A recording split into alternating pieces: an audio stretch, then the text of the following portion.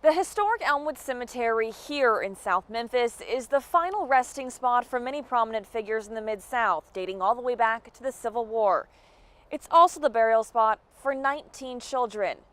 Children, part of a much larger, elaborate adoption scheme, often snatched off the streets from unsuspecting, poor parents. Here under this magnolia tree, their unfulfilled lives are memorialized, but researchers believe perhaps hundreds more died at the hands of Georgia Tann, their caretaker.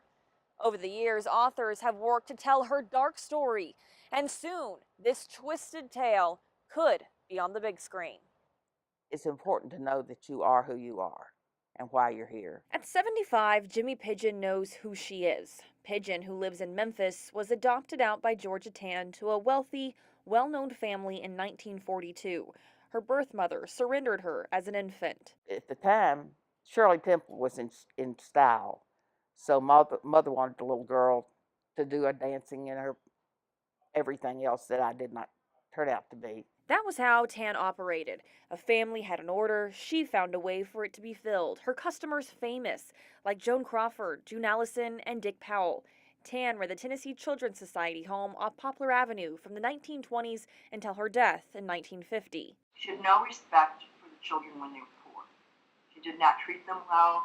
Children died in her care. Barbara Raymond, author of The Baby Thief, the untold story of Georgia Tann, the baby seller who corrupted adoption, spent 17 years studying and investigating the life of Tann. She's also an adjunct professor at John Carroll University in Ohio, where we spoke by Skype. Because it really is a story that's almost stranger than fiction. Raymond says Tann, driven by her hunger for power and money, was backed by powerful leaders in Memphis.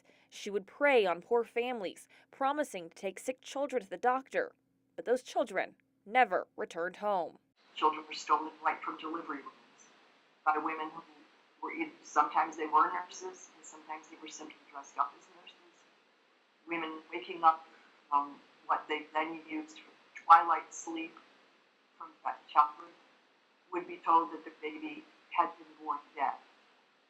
And the mother would say, I heard a baby cry. And the nurse or someone impersonating a nurse would say, oh no, that was another baby. And then they would say, I want to see my baby. Oh no, we know you're poor. The state put the baby in the ground. Tann's wrath could soon be made into the strange movie it sounds like. Raymond says she's been contacted by Academy Award-winning actress Octavia Spencer.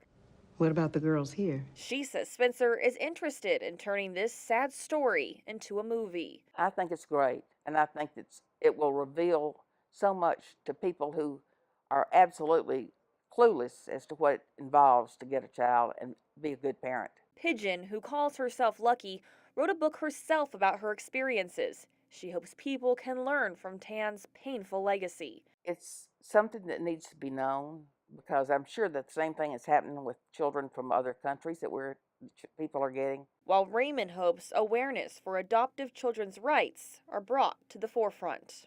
Besides a famous actress, Raymond has also been speaking with others who are interested in revisiting and investigating this case, asking the question, who's speaking for these children? Like the memorial says, it's a tragic legacy. Who's speaking for these children who never made it out of Tann's network? In South Memphis, Shay Arthur, WREG News Channel 3.